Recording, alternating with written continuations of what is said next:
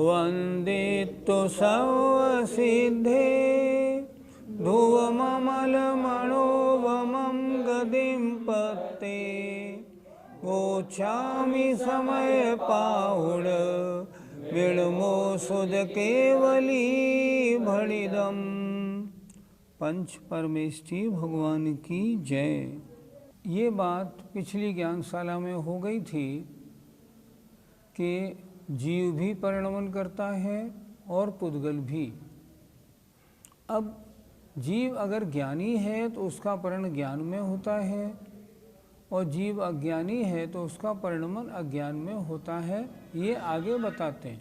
जो संगम तुम इत्ता, जो संगम तुम इत्ता, जानदि उभयोगमपगम शुद्धम, जानदि उभयोगमपगम शुद्धम, तम निसंगम साहुम, संगम साहुम, परमठ वियाणुया विनती, परमट्ठ वियाणया विनती।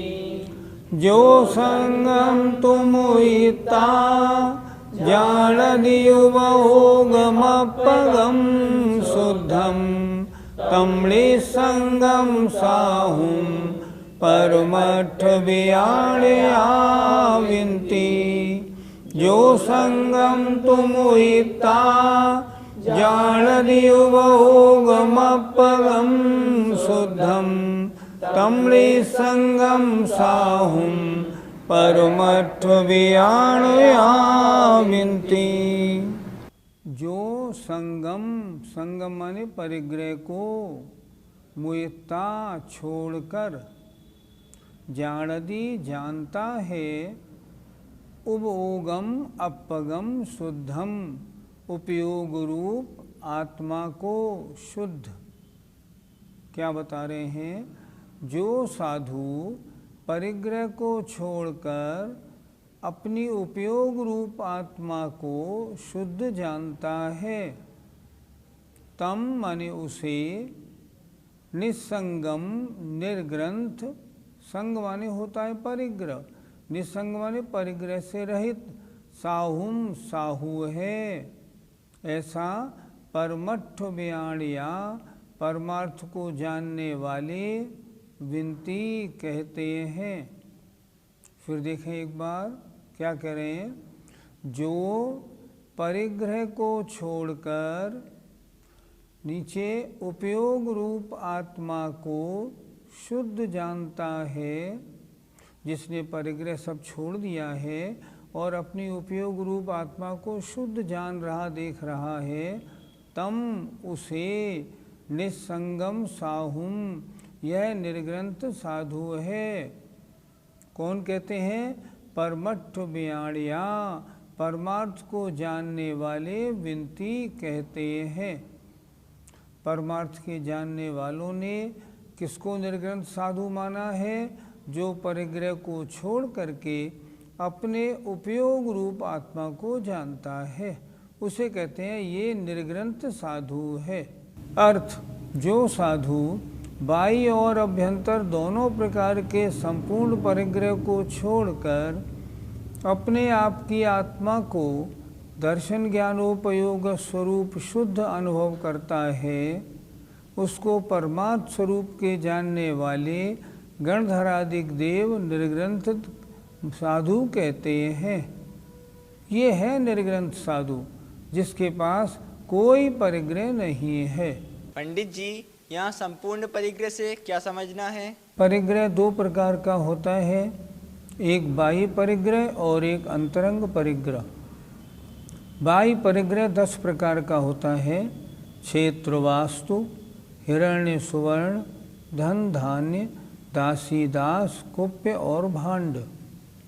क्षेत्र माने खेत, वास्तु माने मकान, हिरण्य सुवर्ण, हिरण्य माने चांदी या मुद्रा करेंसी, और सुवर्ण माने सोना। धन गेहूँ, धन गाय भैंस आदि, और धान्य गेहूँ चना आदि। दासी और दास, कुप्य माने कपड़े, भांड माने बर्तन, 10 प्रकार का परिग्रह होता है। जिन्होंने 10 प्रकार का बाह्य परिग्रह छोड़ा हो, और अंतरंग परिग्रह 14 प्रकार का होता है। मिथ्यात्व, क्रोध, मान, माया, लोभ 4 कषाय और 9 कषाय, हास्य, रति, अरति, शोक, भय, जुगुप्सा, स्त्री वेद, पुम वेद और नपुंसक वेद। जिस साधु ने अंतरंग 14 प्रकार का, बहिरंग 10 प्रकार का, 24 प्रकार के संपूर्ण परिग्रह का त्याग कर दिया है, उसे कहते हैं समस्त परिग्रह का त्यागी। और आचार्य कहते हैं ये वास्तव में निर्ग्रंथ साधु है। इनके पास ना अंतरंग परिग्रह है, ना बहिरंग परिग्रह है। पंडित जी, संपूर्ण परिग्रह के त्यागी कौन होते हैं? गृहस्थ तो परिग्रह वाला है ही। एलक, क्षुल्लक और आरिका माता जी भी परिग्रह सहित हैं, अतः ये निर्ग्रंथ संज्ञा में नहीं आती। निर्ग्रंथ संज्ञा में मात्र मुनि महाराज आते हैं। और मुनि महाराज भी कौन से आते हैं? जो शुद्धोपयोग में होते हैं। अगर वे मुनि महाराज शुभोपयोग या अशुभोपयोग में हैं, तब तो उनके राग द्वेष रूप परिणाम बराबर बने ही रहेंगे। तब तो उनके राग द्वेष रूप परिणाम बराबर बने ही रहते हैं। इसलिए अशुभोपयोगी हो या शुभोपयोगी हो, परिग्रह का त्यागी नहीं। जो शुद्धोपयोगी हैं वे वास्तव में संपूर्ण परिग्रह के त्यागी होते हैं। निर्ग्रंथ मुनि आत्मा को कैसा अनुभव करते हैं? मेरा आत्मा दर्शन ज्ञान उपयोगमय है। वे अपनी आत्मा में राग द्वेष परिणामों को आने ही नहीं देते। अपना चिंतन ऐसा बनाए रखते हैं जो परिणामों में राग द्वेष का अंश मात्र भी नहीं आए। उनका एक ही काम रहता है, केवल ध्यान में, आत्मचिंतन में लीन रहना। आत्मा को कैसा विचारते हैं? स्वसंवेदन सुव्यक्त तनुमात्रो निरत्ययः अत्यंत सौख्यवान आत्मा लोकालोक विलोकिनः। कैसा अनुभव करते हैं वे मुनि महाराज अपनी आत्मा को? उन्होंने लिखा स्वसंवेदन सुव्यक्तस। आत्मा कैसी है? जो स्वसंवेदन से ही जानने में आती है। और कितनी बड़ी है? तनुमात्रो, शरीर प्रमाण है। तनुमात्रो स्वसंवेदन सुव्यक्तस तनुमात्रो निरत्ययः, अर्थात कभी नाश होने वाली नहीं। अत्यंत सौख्यवान आत्मा अत्यंत सुख वाली है। आत्मा के स्वरूप में दुख का कोई काम नहीं। और कैसी है? लोकालोक विलोकिन, स्वभाव से लोक आलोक को देखने वाली है। ऐसा वे मुनि महाराज निरंतर अपने आत्म स्वरूप का चिंतन करते हैं। मेरा स्वभाव तो ऐसा है। बैठते हैं, बारे भावनाओं का चिंतन करते हैं। तू चेतन अरु देहो अचेतन, यह जड़ तू ज्ञानी। मिले अनादि यतन सो बिछुड़े, ज्यों पय अरु पानी। रूप तुम्हारा सब सो न्यारा, भेद ज्ञान करना। जौलो पौरुष थके न तौलो, उद्यम सो चरना। वो ऐसा ही विचारते हैं, हे आत्मन तुम चेतन हो, और जितना ये सब कुछ दिख रहा है, मेरा शरीर या और जो भी दिखने वाला है, सब अचेतन है। शरीर अचेतन है। यह जड़ तू ज्ञानी। शरीर तो जड़ है, तू ज्ञानी है। कब से मिले हैं? अनादि से मिले हैं।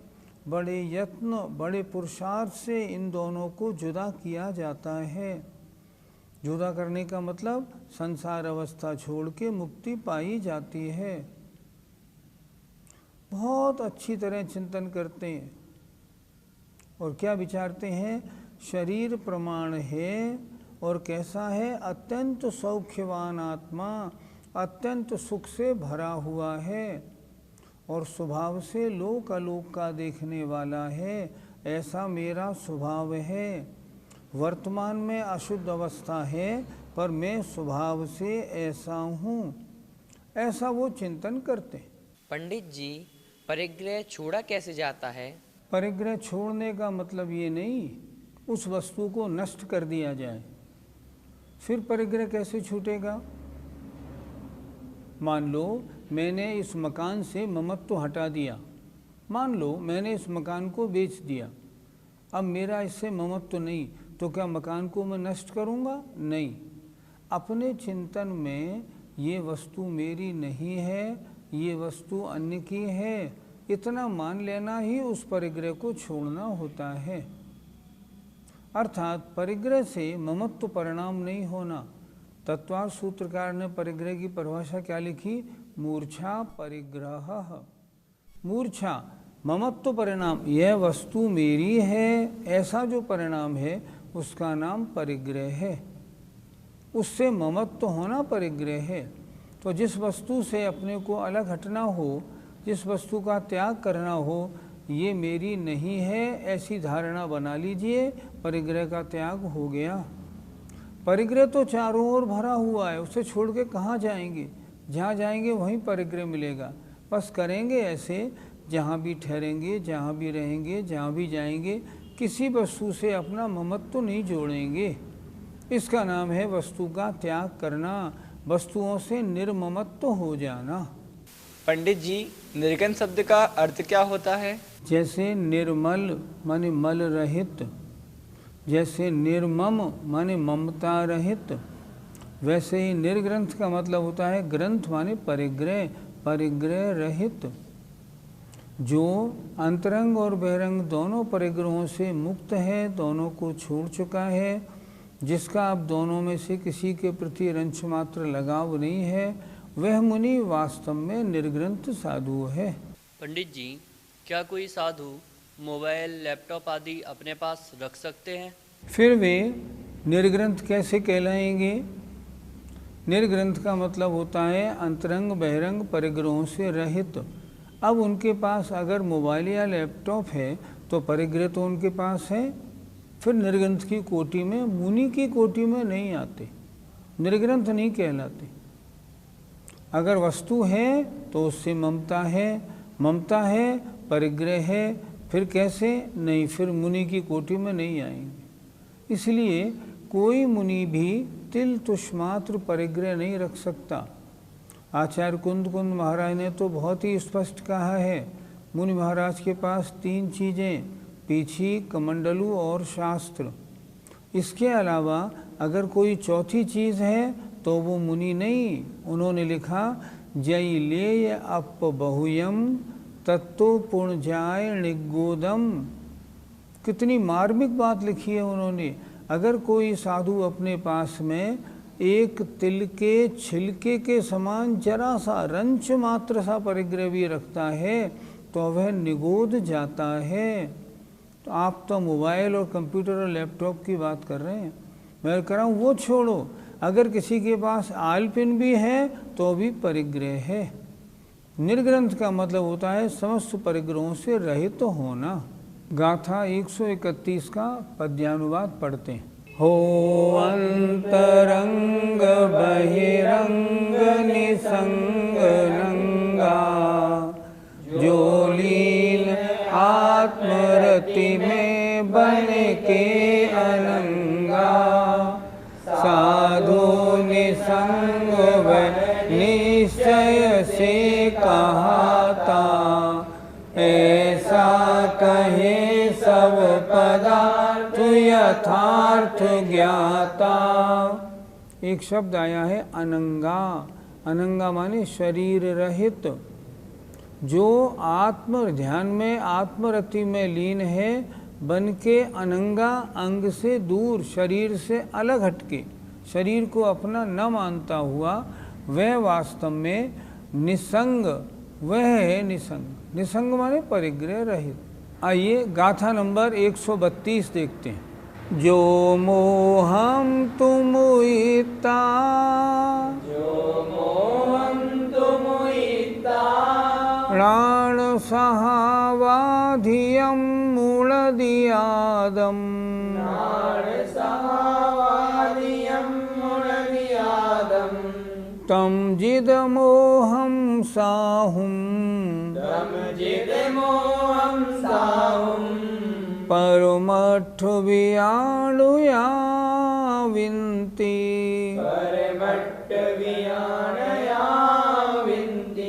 बोलिए।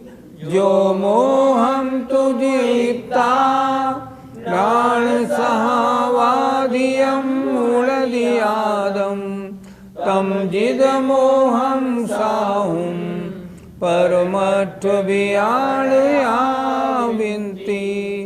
जो मोहम तुम हिता प्राण सहावाधियं मूलदियादम् तम जिद मोहम साहुं परमठ वियाणया विन्ति। गाथा का अर्थ देखते हैं। जो मोहम माने मोह को, मुइत्ता माने छोड़कर, णाण सहावाधियम ज्ञान स्वभाव से अधिक, मूलधि अनुभव करता है, आदम आत्मा को, अपने आप को। क्या हुआ? जो अपने आप को या अपने स्वयं अपनी आत्मा को मोह को छोड़कर ज्ञान स्वभाव से अधिक अनुभव करता है, तम माने उसे जिद मोहम अर्थात जिद मोही साधु है, ऐसा परमठ माने परमार्थ को जानने वाले विनती कहते हैं।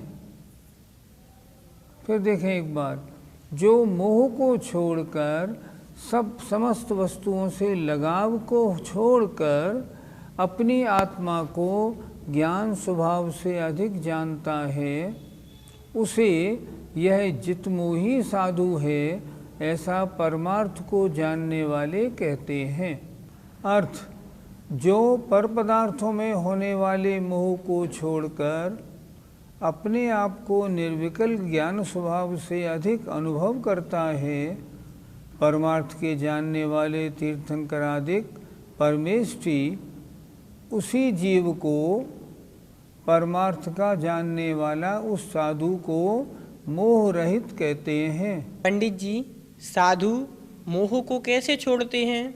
मोहनी के दो भेद, दर्शन मोहनी और चारित्र मोहनी। मिथ्यात्व का त्याग कर दिया तो उन्होंने दर्शन मोहनी को छोड़ दिया।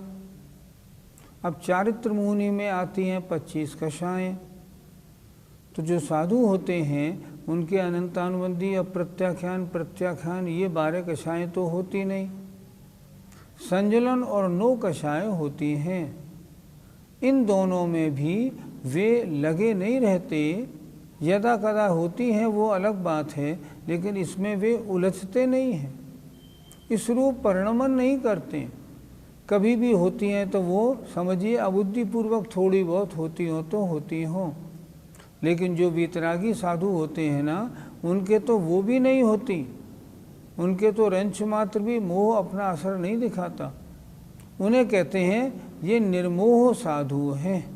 पंडित जी, ज्ञान स्वभाव से अधिक, इससे हम क्या समझें?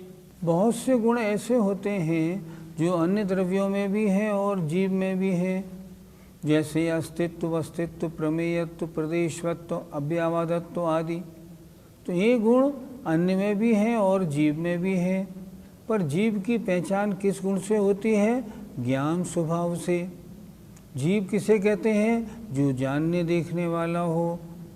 अगर हम ये कह दें जीव वो है जो अमूर्तिक है, नहीं, ये नहीं बना। क्यों नहीं बना? अमूर्तिक तो धर्म अधर्म आकाश काल ये भी है, तो उससे अधिक नहीं माना गया। तो जीव में विशेषता क्या है कि एक उपयोगमयी ज्ञान दर्शन स्वभावी, इस स्वभाव से जीव अधिक है, अर्थात ये ज्ञान दर्शन स्वभाव अन्य किसी द्रव्य में नहीं पाया जाएगा जीव के अलावा। इसलिए जो अपनी आत्मा को ज्ञान स्वभाव से अधिक महसूस करते हैं, इस शरीर में जो जानने देखने वाला तत्व है वह मैं हूँ, उसे जीव कहते हैं। उन्हें कहते हैं ज्ञान स्वभाव से अधिक। पंडित जी, मोह रहित साधु कौन से होते हैं? मोह रहित का मतलब होता है जिनके मोह या तो नष्ट हो गया हो या उपशमन हो गया हो। वास्तव में तो मोह रहित साधु हैं 11वें और 12वें गुणस्थान वाले, पर यहाँ द्रव्यान योग का विषय है। यहाँ मोह रहित से क्या लेना? जो शुभ और अशुभ कार्य में लगे हुए नहीं हैं। कैसे हैं? शुद्धोपयोगी साधु जो है ना, जो राग द्वेष से परे हो गए हैं, संकल्प विकल्प से रहित हो गए हैं, ऐसे मुनि महाराज को कहते हैं निर्मोही साधु। इन्हें किसी से कोई लगाव नहीं, अर्थात शुद्धोपयोगी साधु निर्मोही साधु कहलाते हैं। पंडित जी, क्या वर्तमान में कोई निर्मोही साधु हैं? पंचम काल हीन संगणन का काल है। यहाँ साधना बहुत मुश्किल है। इसीलिए आचार्यों ने कहा है कि पंचम काल का कोई साधु 1 साल तपस्या करे और चौथे काल का साधु 100 वर्ष तपस्या करे तो बराबर है, क्योंकि यहाँ विपरीत परिस्थितियाँ हैं। वर्तमान में निर्मोही साधु होना बहुत कठिन है, लेकिन फिर भी हम निर्मोही साधु का अभाव नहीं कह सकते। निर्मोही साधु का मतलब शुभोपयोग अशुभोपयोग से रहित साधु, अर्थात वे साधु जो शुद्धोपयोग में हैं वो कहलाते हैं निर्मोही साधु। ऐसे साधु भी वर्तमान में हो सकते हैं, हो सकते नहीं हैं, जो यदा कदा शुद्धोपयोग में विचरण करते हैं। देखना हो संत शिरोमणि आचार्य श्री को जाके देख लो, विद्यासागर जी महाराज को। उनके छोटे भाई गृहस्थ अवस्था के समय सागर जी की कितनी सुंदर चर्या है। जब देखो तो ऐसा मालूम पड़ते हैं कि ये अपने में ही रहते हैं। तो वर्तमान में भी ऐसे साधु संभव हैं, ऐसा नहीं कि नहीं हो। आइए 132 का पद्यानुवाद देखते हैं। सम्मोह को शमित भी जिसने किया है, आधार ज्ञान गुण का मुनि हो लिया है। विवित राग जित मोह सुधी कहाते, विज्ञान के रसिक यो हमको बिताते। सम्मोह माने मोहनी कर्म को, शमित जिन्होंने शमन कर दिया है, दबा दिया है, जो मोह से दूर हो गए हैं, और जिन मुनि महाराज ने ज्ञान गुण का आधार लिया हुआ है, सिर्फ अपने को जानने में लगे हुए हैं, ऐसे जो साधु हैं वे वीतराग जितमोह सुधी माने अच्छी बुद्धि वाले कहलाते हैं। कौन बता रहे हैं? विज्ञान के रसिक अर्थात गणधरादिक देव ने ऐसा कहा है। जय जिनेन्द्र। इस कार्यक्रम के पुण्यार्जक परिवार है मानक चंद, कमला देवी, राकेश, नीतू, ऋषभ, सौम्या एवं Ayushi Musharraf, B123, Sethi colony, Jaipur, Rajasthan. Shri Parasnath re rolling mills limited, Durgapur 1, Bardhaman, Paschim Bangal. Amita Jain, wife of Anil Kumar Jain. Sangeeta Jain, wife of Vipin Kumar Jain. Sheel Jain, wife of Narendra Jain. Hightone trading company, Shalimar Bagh, Delhi 88।